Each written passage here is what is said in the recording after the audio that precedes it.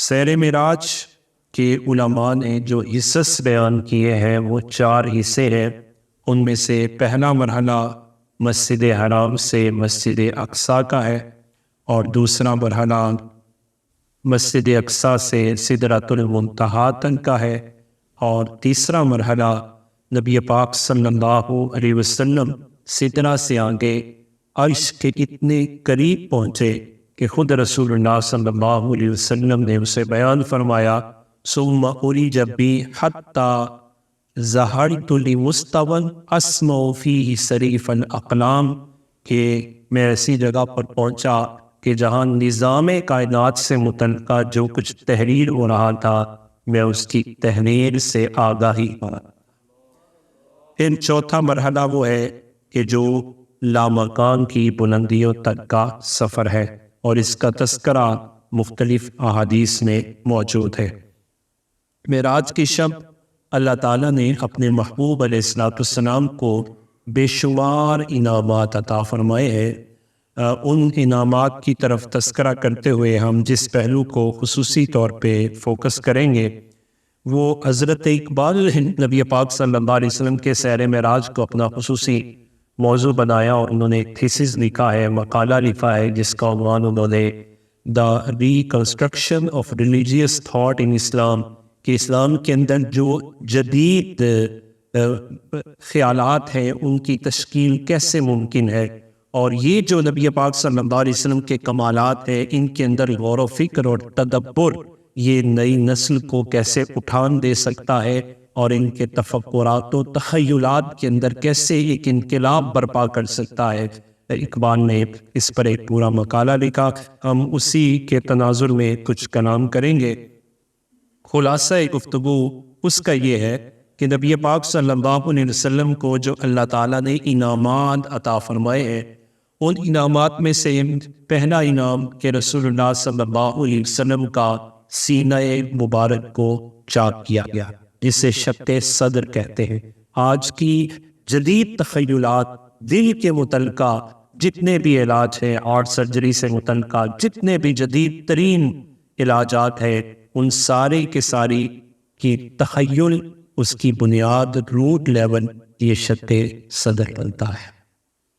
دل کو باہر نکال دینا، دل کا بائی پاس کر دینا، یا دل کے حوالے سے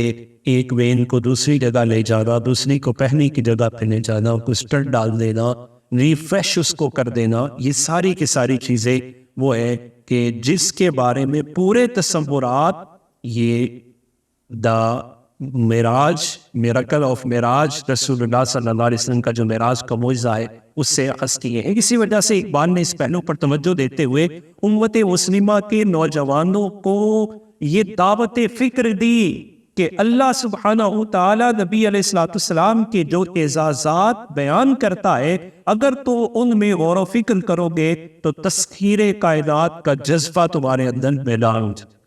نہیں ہے یہ زمین و آسمان تمہارے لیے، اور یہ جو تدبر ہے، غور و فکر ہے، تھنکنگ اپروچ کی جو اچھائی ہے اور اس کی بڑھوتری ہے، وہ ساری کی ساری اس میں میسر آئے گی۔ لیکن افسوس سے یہ کہنا پڑتا ہے کہ ہمیں یہ خیال تو آتا ہے کہ علماء نے کیا کیا، لیکن یہ خیال کیوں نہیں آتا کہ جن کو اس فیلڈ میں ڈالا انہوں نے ترقی کے اس زینے پر قدم کیوں نہیں رکھا۔ اس میدان میں عالم اسلام کو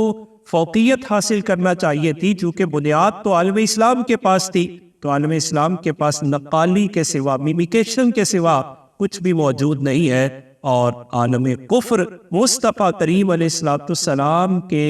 ان تذکیرات کے سارے واقعات سے انسانیت کے لیے مختلف چیزوں اور مختلف مراحل کو طے کرتا ہوا نظر آتا ہے۔ اس تناظر میں ہمیں اپنے اس علمی نظام کا بھی جائزہ لینا چاہیے کہ جو علمی نظام، تعلیمی نظام جمود کا شکار ہے اور نقالی پر مبنی ہے، اور اس کے اندر بڑھوتری کے اندر وہ پہلو ہی موجود نہیں ہے سوائے مغرب کی غلامی کے۔ رسول اللہ صلی اللہ علیہ وسلم کی غلامی کا تو درس ہی نہیں دیا جاتا، تو بتائیے ہمارے لیے سوائے پسپائی کے اور باقی بچے گا کیا؟ حضرت اقبال نے پہلی بات کی شق صدر پر، کہ شق صدر کا کہ جو نبی پاک صلی اللہ علیہ وسلم کا فزیکلی، جسے ہم آج لے رہے ہیں. اسپرچلی سب سے پہلے قلب کے بارے میں جو ماڈل پیش کیا گیا وہ رسول اللہ صلی اللہ علیہ وسلم کا قلب منیر تھا کہ اس قلب منیر کو پھر زمزم سے دھویا جانا, پھر اس میں نور الہی کا بھرپور کر دیا جانا, اور پھر اللہ سبحانہ وتعالیٰ کی طرف سے چیزوں کو لیزر سٹائل میں, جس کو ہم آج تھیری میں فزیکلیشن کہتے ہیں کہ وہ فزیکلی چیزیں ٹرانسفر ہو رہی ہیں, وہ ساری کی ساری ہمیں یہاں میسر آتی ہے. پھر دوسرا پہلو جو حضرت اقبال نے بیان کیا وہ ہے براق کی سواری, کہ نبی پاک صلی اللہ علیہ وسلم کو سفر کے لیے جو پہلی سواری پیش کی گئی وہ براق ہے, اور براق برق سے ہے, اور برق جو ہے وہ بجلی ہے.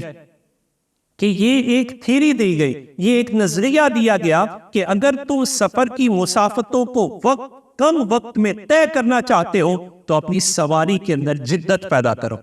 تو آج اہل مغرب نے اس جدت کو اختیار کیا, وہ بجلی کی تیزی سے فاصلوں کو کم کرنا چاہتے ہیں. بلٹ ٹرینز آ گئی ہیں, نہ جانے کیا کیا, وہ آسمان کی طرف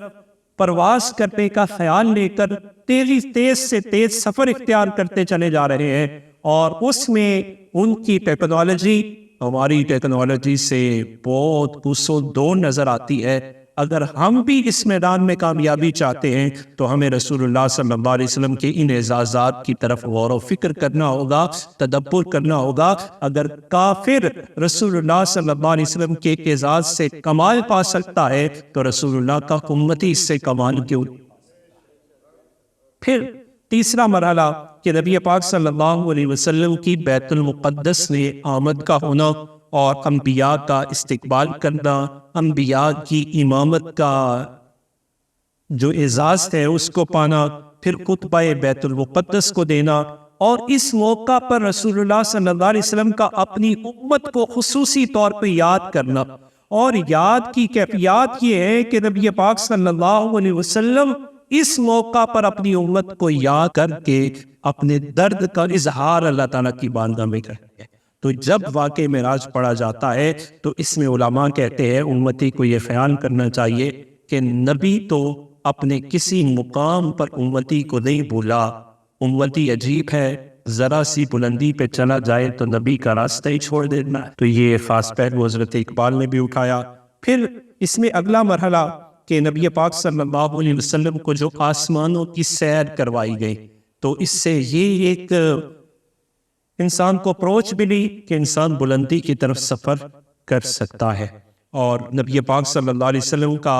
انبیاء کے ساتھ جو ملاقات اور مکالمہ ہوا ہے اس کے اندر ذہنی اپروچ کو اور جو عقائد سے متعلقہ کنسیپٹس اور نظریات ہیں ان کو کلیئر کیا گیا. رسول اللہ صلی اللہ علیہ وسلم کا سدرۃ المنتہا پر, یعنی وہ مقامات عروج کے نبی پاک صلی اللہ علیہ وسلم منکشف فرمائے کہ جن مقامات پر عقل انسانی کی رسائی ہو ہی نہیں سکتی تھی, عقل وہاں تب پہنچ سکتی ہے جب وحی کے تابع ہوگی. لہٰذا اگر کافر کوشش کر کے ان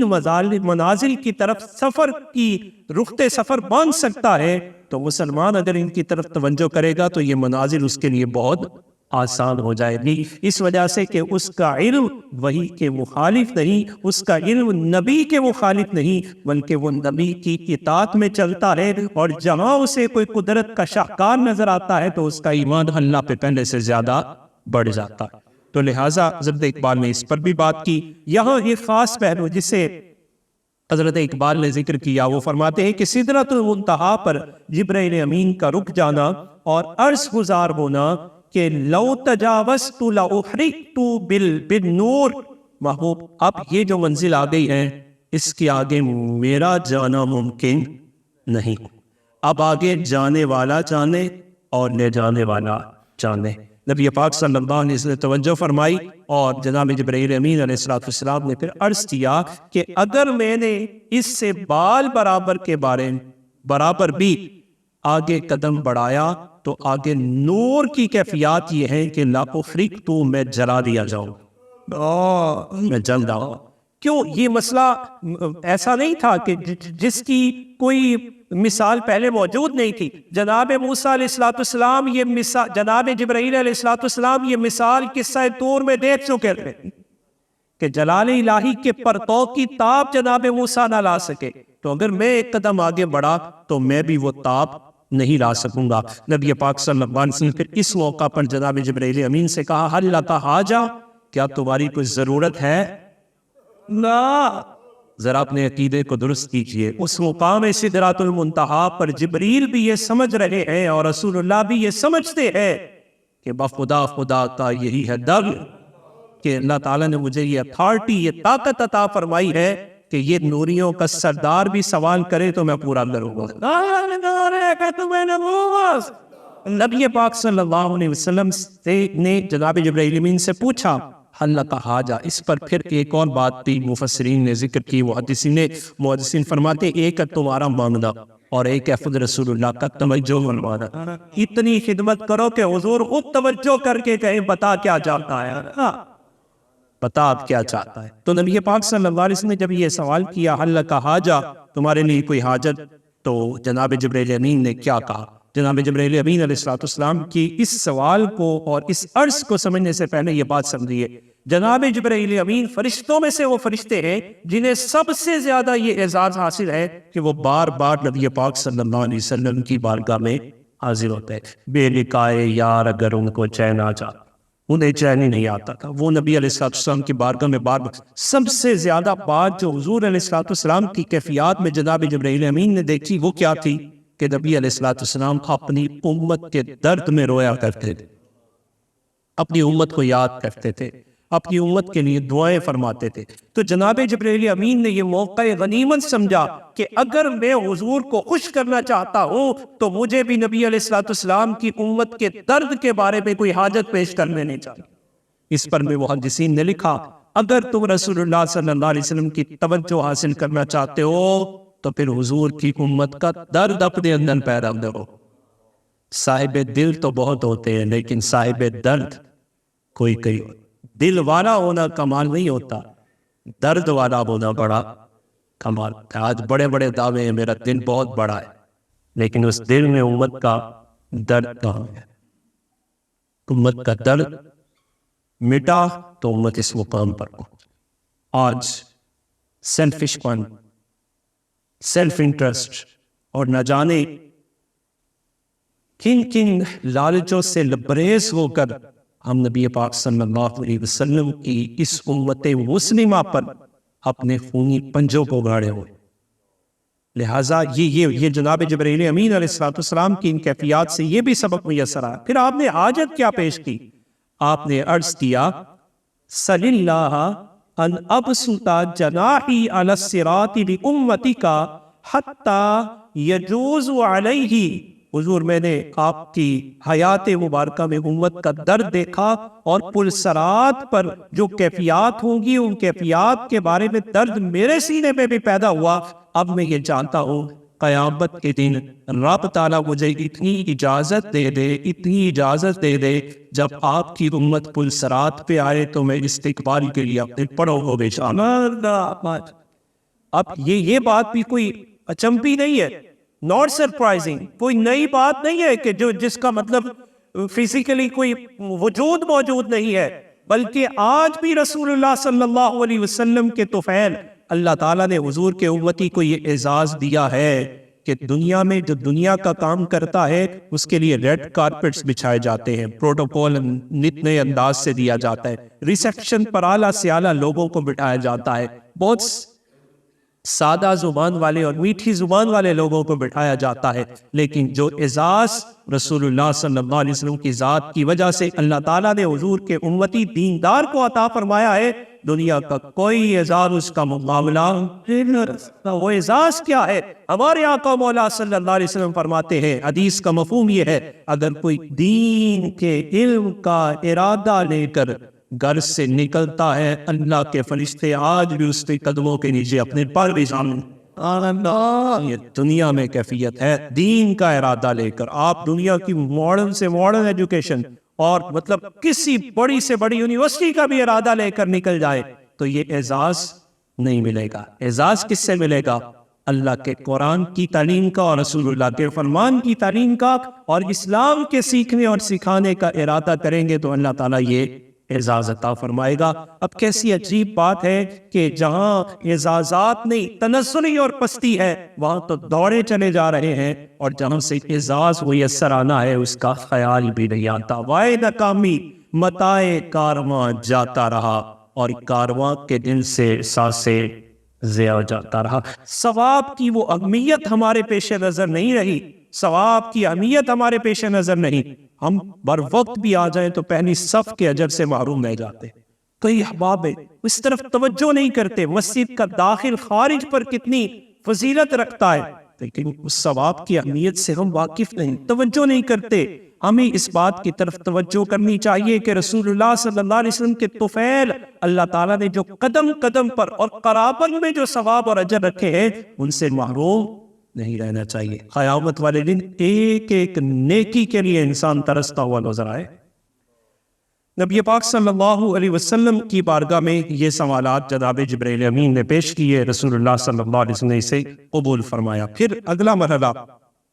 میں دوبارہ اس بات کو ریپیٹ کروں گا کہ حضرت اقبال نے یہ جو اپنا مقالہ خاص طور پہ لکھا، یہ امت کے جوانوں کے نام لکھا، اور اس کا title "The Reconstruction of Religious Thought in Islam" کہ اسلام کے اندر جو جدید تصورات ہیں وہ نسل نو کو کیسے اس کی طرف بلایا جا سکتا ہے، ان کی تشکیل کیسے ممکن ہے، ذہنوں کو پروموشن کیسے میسر آ سکتی ہے، نوجوانوں کے ذہنوں میں اٹھان کیسے پیدا ہو سکتی ہے کہ وہ رسول اللہ صلی اللہ علیہ وسلم کے اس واقعے معراج کو پڑھے اور سفر صرف زمین تک نہ رکھے، جچتے نہیں کل شکو امام اس کی نظر میں۔ اقبال کہتے ہیں یہ اسے کوئی کبوتر باز نہیں پیدا کیا گیا، یہ کوئی چڑیاں مارنے کے لیے نہیں آیا، بلکہ جبرائیل و اسرافیل کا سیان ہے۔ مومن کے اندر اتنی صلاحیت پیدا ہونی چاہیے کہ اگر وہ نگاہ اٹھائے تو جناب جبرائیل کے مقام کی طرف نگاہ اٹھائے۔ یہ تخیلات ہے کہ نبی پاک صلی اللہ علیہ وسلم کو جو اللہ تعالیٰ نے اعزازات عطا فرمائی، ان اعزازات کے اندر رسول اللہ صلی اللہ علیہ وسلم کی امت کے لیے تسخیر کائنات کے راستوں کو وام لیا گیا ہے، لہٰذا یہ امت کے جوان اس طرف توجہ کرے۔ حضرت اقبال نے اس بنیاد پر اس پورے تھیسس کو پیش کیا۔ اب اقبال جس پہلو کی طرف آگے جاتے ہیں وہ فرماتے ہیں کہ ایک مرحلہ نبی پاک صلی اللہ علیہ وسلم کے اس سیر معراج میں یہ بھی آتا ہے کہ رسول اللہ صلی اللہ علیہ وسلم کو جنت و دوزخ کے مشاہدات کروا دیے گئے۔ ایک تو مسلمان کا یہ کنسپٹ کلیئر ہونا چاہیے کہ جنت اور دوزخ کا وجود موجود ہے، وہ بھی پیدا نہیں ہو، پیدا کی جا چکی ہیں، اور جنت و جہنم کو نبی پاک صلی اللہ علیہ وسلم کو جب مشاہدات کروائے گئے تو رسول اللہ صلی اللہ علیہ وسلم کو وہاں ثواب اور جو جزا بد کی عمل کی دی جانی تھی ان سب کے بارے میں بھی آگاہ کر دیا گیا۔ یہی وجہ ہے کہ رسول اللہ صلی اللہ علیہ وسلم نے جنت کا ٹریک بھی بتا دیا اور جہنم کا ٹریک بھی بتا دیا، یعنی ایسے پیپر آؤٹ کر دیے کہ رسول اللہ صلی اللہ علیہ وسلم نے کلیئرلی بتا دیا اگر عالم برزخ میں جاؤ گے تو سوال بھی یہ ہیں اور جواب بھی یہ ہے۔ اگر عالم قیامت میں میزان پر کامیابی حاصل کرنا چاہتے ہو، اپنے ثواب کو کسی اچھی شکل میں دیکھنا چاہتے ہو تو پھر اس کی صورت یہ ہے۔ اگر جنت کو حاصل کرنا چاہتے ہو تو صورت یہ ہے کہ فضل الہی کا تعلق تمہارے عمل پر بھی منحصر ہوگا، اس کا کنیکشن ہوگا۔ عطا اللہ اپنے فضل سے عطا فرمائے گا، لیکن فضل تمہاری طرف متوجہ تب ہوگا جب تمہارے عمل ایسے ہوں گے۔ وہ کسی نے کیا خوب کہا تھا کہ جب میں یہ کہتا ہوں کہ الہی میرا حال دیکھ تو جواب آتا ہے کہ اپنا نامہ۔ اقبال نے کہا عمل سے بنتی ہے جنت بھی جہنم بھی، یہ خاکی اپنی فطرت میں نہ نوری ہے نہ ناری ہے۔ کہ عمل سے بالکل فارغ نہیں ہو جانا، بلکہ عملی زندگی میں جدوجہد، ایک تسلسل، سٹرگلز، ایفرٹس، اور پھر اس مسلمان کی ایفرٹس اس کے اندر جمود نہیں ہے، پڑھنے کا خواب کبھی بھی اس کا وہ ختم نہیں ہوتا، بلکہ وہ جس مقام پر بھی پہنچتا ہے وہ اس کا مقام نہیں۔ ہر لحظہ ہے مومن کی نئی شان نئی آن، گفتار میں کردار میں اللہ کی برہان، وہ سٹیپ بائی سٹیپ آگے جاتا ہے، بڑھنے کی کوشش کرتا ہے۔ تو اقبال نے امت کے نوجوانوں کو پروموٹ کیا، ان کے ذہنوں کو بالیدگی بخشی کہ تم نقالی کے لیے نہیں ہو بلکہ تم رسول اللہ صلی اللہ علیہ وسلم کے اعزازات کی طرف غور و فکر اور تدبر کر کے لوگوں کے لیے ماڈل بنائے گئے ہو، لوگوں کے لیے ماڈل بنو۔ تو اس پہلو پر حضرت اقبال نے پھر اس طرف بھی توجہ دلائی کہ نبی پاک صلی اللہ علیہ وسلم کو جنت و جہنم کے مشاہدات کروائے گئے. رسول اللہ صلی اللہ علیہ وسلم نے جب جہنم کے مشاہدات کو کیا تو پھر رسول اللہ صلی اللہ علیہ وسلم نے وہاں کے لوگوں کے بارے میں بھی بتا دیا. ایک شخص کو دیکھا کہ وہ آگ کے گولے کھا رہا ہے, آگ کا پہاڑ کھانے کی کوشش کر رہا ہے. سوال کیا گیا حضور یہ کون تھا؟ فرمایا یہ میری امت کا وہ شخص تھا جو اللہ کا حق یعنی زکات نہیں نکالا. زکات نہ دینا اتنا بڑا جرم ہے, تو اگر کوئی سود کھائے تو کتنا بڑا جرم, کوئی سود کے پروموٹر کے ساتھ کھڑا ہو جائے تو کتنا بڑا جرم ہے. سود کی نفی کے لیے اور اختتام کے لیے کاوش کرنے کے لیے تیار نہ ہو, کہیں نظام جہاں چلتا ہے اسے چلنے دے. نبی پاک صلی اللہ علیہ وسلم نے ایک شخص کے بارے میں دیکھا کہ وہ اس کے اوپر بوجھ ہے. حضور فرماتے ہیں وہ بوجھ ہے, وہ کہتا ہے اور دے دو, وہ اور دبتا چلے, کہتا اور دے دو. عرض کیا گیا حضور یہ کیسا آدمی ہے, پہلا بوجھ تو اٹھایا نہیں جا رہا تو یہ اور اٹھانا چاہتا ہے. اور میں یہ میری امت کا وہ شخص ہے کہ جسے ذمہ داریاں اور عہدے لینے کا بڑا شوق, پہلا پورا نہیں ہوتا کہتا ہے ایک اور دے دو, کہتا ہے ایک اور دے دو, میرے اوپر ایک اور لا.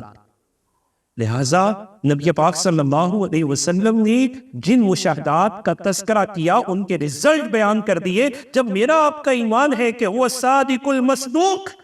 ان کی ہر بات برحق ہے قول محمد قول الہدا, فرمان نہ بدلا جائے. یہ نبی پاک صلی اللہ علیہ وسلم نے جو بیان فرمایا اور پھر پروموٹ بھی کیا, جنت والے اعمال بھی بیان کیے. حضور نے جناب بلال کا بھی تذکرہ کیا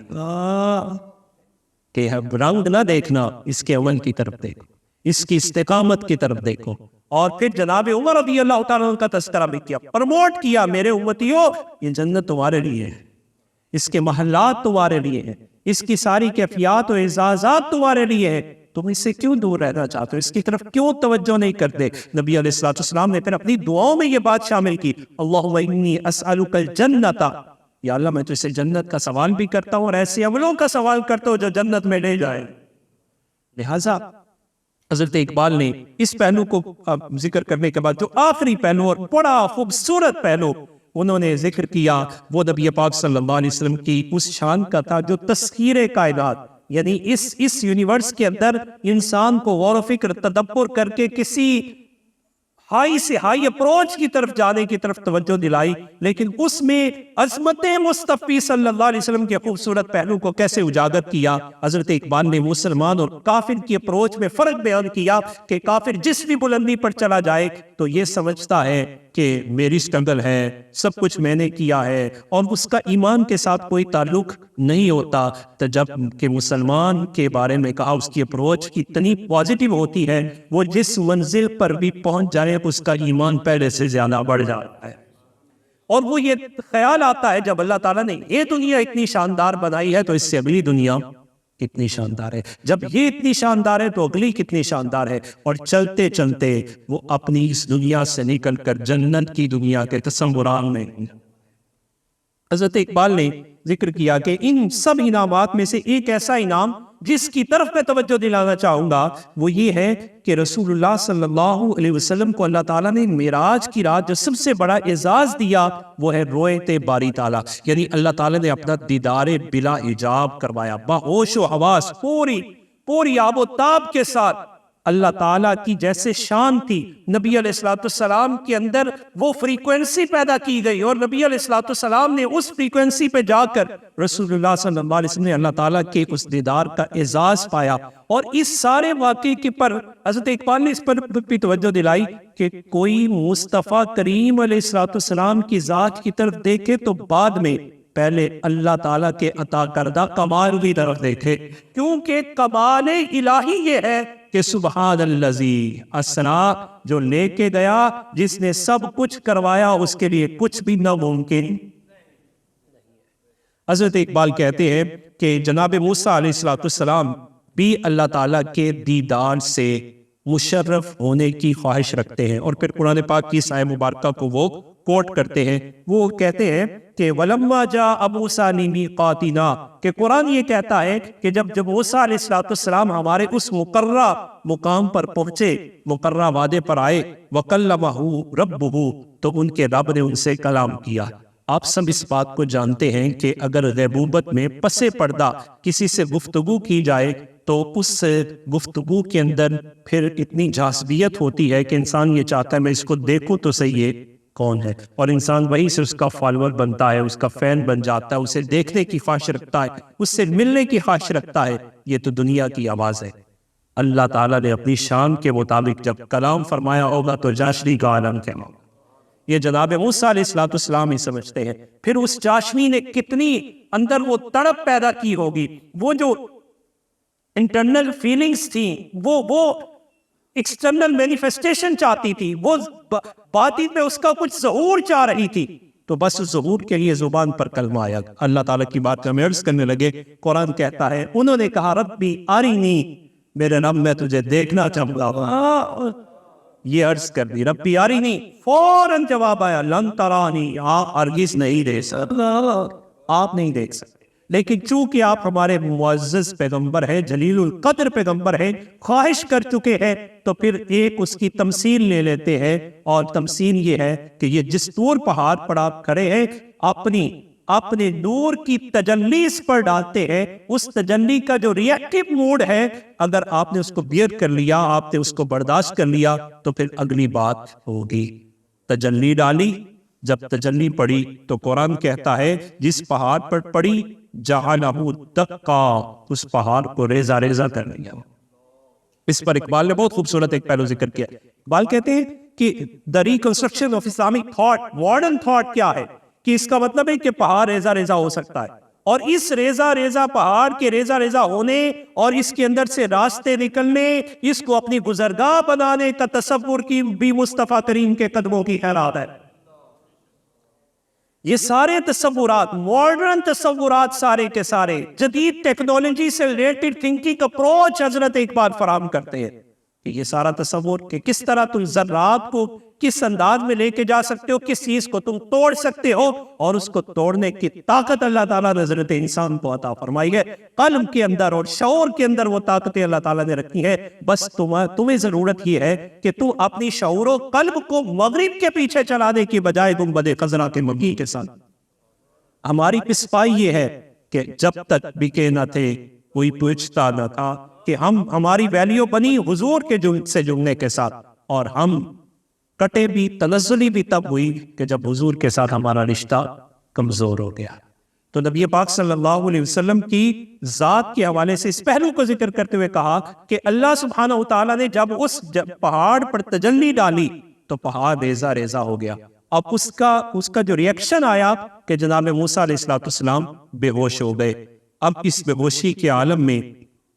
جناب موسیٰ علیہ السلام کی کیفیات کو بھی تفصیلی ذکر کیا، لیکن آخر پہ اگلی بات کی۔ جناب اقبال نے ایک سوال اٹھایا، وہ کہتے ہیں کہ توجہ کرنے کی ضرورت یہ ہے کہ جلال الہی کی تجلی پہاڑ پر پڑی، پہاڑ تو ریزہ ریزہ ہوا، ارے پہاڑ تو وہ ہے کہ اس کا ایک پتھر انسان کو مارا جائے تو انسان اس کی تاب نہیں لاتا، پورا پہاڑ کسی پہ گرا دیا جائے تو اس کا کچھ نہیں بچتا۔ لیکن عجیب بات ہے، یہاں پہاڑ ریزہ ریزہ ہے لیکن موسیٰ صرف بے ہوش ہوئے ہیں، جسے اسی طرح برقرار ہے۔ سوچو تو صحیح، تدبر کرو کیا ہوا۔ پھر خود اس کا جواب دیا، وجہ یہ تھی کہ اللہ تعالیٰ نے پہاڑ کے اندر وہ طاقت نہیں رکھی جو حضرت انسان کے اندر رکھی ہوئی ہے۔ اور یہ طاقت کہاں سے آتی ہے؟ یہ اللہ تعالیٰ کے ساتھ جڑنے سے آتی ہے۔ پھر استدلال خوبصورت پیش کیا کہ جناب موسیٰ علیہ السلام نے اللہ تعالیٰ کی بارگاہ میں یہ عرض کی تھی، رب اشرح لی صدری، اے اللہ میرے سینے کو کھول دے۔ اللہ تعالیٰ نے سینہ ایسا کھولا کہ وہ ریئیکٹیو موڈ جو آیا اس پہاڑ پر پڑنے والی تجلی کا، سینے نے اسے پوری طرح قبول کیا، البتہ جتنی تاب تھی اتنی لا سکا، اور اس کے بعد وہ مدم پڑ گیا۔ تو جناب موسیٰ علیہ السلام کا سینہ انور وہ پہاڑ جیسی اتنی ہیبت والی شے سے اعلیٰ ہو عرفہ ہے۔ پتہ چلا کہ سینہ انسان کے اندر اللہ تعالیٰ نے اتنی طاقت رکھی ہے، اگر وہ اس کی انر پیوریفیکیشن کر لے۔ پھر اگلی بات حضرت اقبال نے کی، فرماتے ہیں یہ تو جناب موسیٰ تھے نا، عشق کی خیرات بھی اقبال ہی عطا کہتا ہے۔ کہتے ہیں یہ تو جناب موسیٰ علیہ السلام تھے، اور جناب موسیٰ علیہ السلام نے اللہ تعالیٰ کی بارگاہ میں یہ عرض کی، یا اللہ میرا سینہ کھول دے۔ سینہ کھلا تو پھر عالم یہ تھا ریئیکٹیو موڈ کو برداشت کر گئے، اور رسول اللہ کی ذات تو وہ ہے مانگا نہیں ہے، بلکہ پروردگار نے خود فرمایا ہے الم نشرح لک صدرک، اے محبوب ہم نے آپ کا سینہ کھول دیا ہے۔ اب سینہ ایسا کھولا کہ دنا فتدلا فکان قاب قوسین او ادنا کے اس مقام کنڈیا تک پہنچے، اور پہنچنے کے بعد رویت باری تعالیٰ کو پایا، تو پانے کے بعد حضور نے بیان نہیں کیا بلکہ پروردگار بیان فرما رہا ہے ما زاد البصر وما طغى، آنکھ نے دیکھنے کا حق ادا کیا، دل نے دیکھنے کی تصدیق کرنا، خود ان کا پروردگار بیان فرمایا۔ پھر ایک جملے میں بات کو سمیٹا، اور وہ کہنے لگے موسیٰ سے ہوش رفت بیک جلوہ صفات، کہ موسیٰ علیہ السلام کا بڑا مقام ہے، لیکن صفت الہی کی تجلی پڑھنے پر آپ اپنے ہوش کھو بیٹھے۔ ادھر ہمارے آقا کی شان تو دیکھو، تو عین ذات می نگری در تبسمی، ذات الہی کا دیدان کر رہے ہیں اور لبوں پہ تبسم آ رہا ہے نا، اور خود ان کا پروردگار ان کی شان کو بیان فرما رہا ہے۔ کنکلوژن کے طور پر، سویپنگ سٹیٹمنٹ کے طور پر ہم اس تھیسس کا جو خلاصہ ہے کہ حضرت اقبال میں نے جو دا ریکنسٹرکشن آف ریلیجیس تھاٹ یا ماڈرن تھاٹس کے بارے میں جو تھیسس لکھا، اس کا خلاصہ یہ کہ نبی پاک صلی اللہ علیہ وسلم کے جو معراج ہے، اس کے مقاصد میں سے ایک اہم مقصد یہ ہے کہ نبی پاک صلی اللہ علیہ وسلم کے اعزاز و اکرام کے بارے میں حضور کی امت کو آگہی دی جائے۔ دوسرا، رسول اللہ صلی اللہ علیہ وسلم کے اعزازات کو ذکر کرو، اللہ کی رحمتیں تمہاری طرف متوجہ ہو جائے گی۔ جس نے حضور کے اعزاز کو مانا، اسی نے رب کو مانا، اور اللہ تعالیٰ پھر اسی کے ذہن کو کشادگی عطا فرماتا ہے۔ جس نے رسول اللہ کے علم کو محدود کر دیا، ذرا تصور کرے اس کا اپنا علم کیسے بڑھ سکتا ہے، کیونکہ علم کی خیرات تو قدم ہائے مصطفیٰ کریم سے میسر آتی ہے۔ اور پھر اگلی بات کی کہ انسانیت کہ مقصد تخلیق یعنی عبادت کے اظہار کا ایک طریقہ تحفہ کی شکل میں دینا، عبادت کا سب سے بہتر اور جامع سلیقہ وہ نماز کی صورت میں عطا فرمایا، اور ایک میسج کنوے کیا کہ نبی پاک صلی اللہ علیہ وسلم نے فرمایا الصلاۃ معراج المومنین، نماز مومن کی، نماز مومن کی۔ آپ ذرا اس کو بول دیجئے، نماز مومن کی، عروج مومن کا نماز کے ساتھ ہے۔ ہم نماز کو چھوڑ کر کسی اور طرف ترقی تلاش کریں تو کون سی ترقی؟ گزشتہ میں بھی عرض کیا تھا، ساری کائنات میں مل جائے، رب نہ ملے تو فائدہ۔ اس وجہ سے نماز کے ساتھ جڑیے۔ اور پھر نماز جمعہ خصوصی طور پر کہ یہ غور و فکر اور تدبر، اقبال یہ کہتے ہیں سوچو گے تو تبھی جب پڑھو گے اور سنو گے۔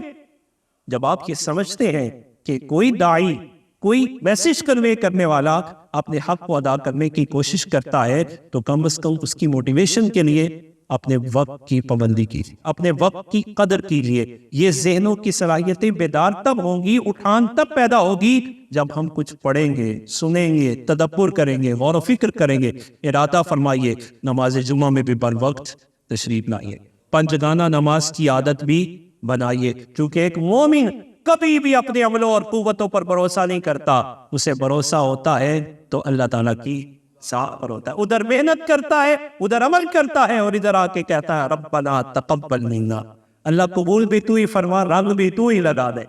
تو یہ کیفیت حضرت اقبال نے پھر آخری بات جو کی، وہ کہتے ہیں کہ بیت المقدس کا تذکرہ ہوا، تو اس وقت بھی اقبال نے بیت المقدس میں پورا کلام کیا کہ راہ تکتی ہے آج بھی بطحا تیرا، اور پھر اس نے یہ پہلو بھی ذکر کیا ایک جملے میں، کہا سبق ملا ہے یہ معراج مصطفیٰ سے مجھے، عالم بشریت کی زد میں ہے گردوں، کہ عالم بشریت، بشر کا صرف یہ تو نہیں کہ وہ یہاں مارا مارا پھرتا رہے، بلکہ یہ مسلمان کا اعزاز ہے کہ وہ اپنی پرواز اور اپنی پروان کو بڑھانے کی کوشش کرتا ہے، اور بیت المقدس کی طرف توجہ دلاتے ہوئے کہا کہ یہ مسلمانوں کے مقدس مقامات میں سے ہے، یہ رسول اللہ صلی اللہ علیہ وسلم کی امامت کا قبلہ ہے، آج بھی وہ بیت المقدس میری اور آپ کی راہ تک رہی ہے۔ ادھر واقع معراج اور مسجد اقصیٰ کا تذکرہ ہو رہا ہے، اور آج وہاں کیفیات یہ ہیں کہ گلشن کی ویرانی ہے، اور وہ تڑپ تڑپ کر کسی مسلمان کی آمد کے منتظر ہیں، ہم تو انہیں دعاؤں میں بھی بھول گئے۔ لہٰذا یہ واقعہ معراج مسجد اقصیٰ کا تذکرہ وہ اس سے آپ سے متقاضی ہے کہ اور کچھ نہیں تو کم از کم اپنی دعاؤں میں اپنے فلسطینی بھائیوں کو مت بھولیے، اور اس کی آزادی کے لیے کم از کم اپنے ذہنی اور تخیلات کے اندر کوئی نہ کوئی سوچ لے کے آئیے۔ اور آخری پہلو کہ حضرت اقبال نے کہا کہ ہمارے نوجوانوں کو یہ مطالعہ کرنا چاہیے کہ خلا کے جتنے پیچیدہ راستے ہیں، یہ اسپیس، ٹائم اینڈ اسپیس سے متعلقہ جتنے راستے ہیں، ان کے عقدے سارے کے سارے معراج مصطفیٰ صلی اللہ علیہ وسلم میں پنہا ہیں۔ آخری بات میں عرض کرنا چاہوں گا، ہمیں جڑنا تو چاہیے اپنی تہذیب و تمدن، اپنی تاریخ کے ساتھ، اور رسول اللہ صلی اللہ علیہ وسلم کی زندگی، اسوہ اور آپ کی یادوں کے ساتھ۔ اور کفر بھی یہ جانتا ہے اگر یہ امت اپنے نبی سے جڑ گئی تو پھر اس کی کامیابی کو کوئی روک سکتا نہیں۔ وہ اسے روکنے کے لیے بجائے اس کے کہ وہ ہمارے ایام کو پروموٹ کرتے یا ہم اپنے ایام کی یادگاروں کی حفاظت کرتے، ہمیں مقمصوں میں ڈال دیا، منانا چاہیے نہیں منانا چاہیے، یاد کرنا چاہیے نہیں کرنا چاہیے، اور اپنے ایام پر اس نے ہمیں جوڑ دیا۔ چند دنوں بعد ایک دن آ رہا ہے جسے وہ ویلنٹائن ڈے کہتے ہیں، اور ہماری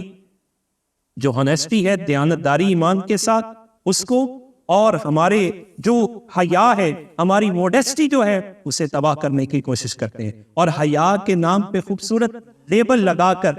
وہ عجیب و غریب قسم کی مسلمانوں کی تہذیب و تمدن کو چھیننے کی کوشش کرتے ہیں۔ میری آپ کی ذمہ داری یہ ہے کہ ایسے تمام ارتکابات کی حوصلہ شکنی کی جائے، اور بحیثیت مسلمان بے حیائی نہیں، حیا کو پروموٹ کیجیے۔ اللہ تعالیٰ مجھے آپ کو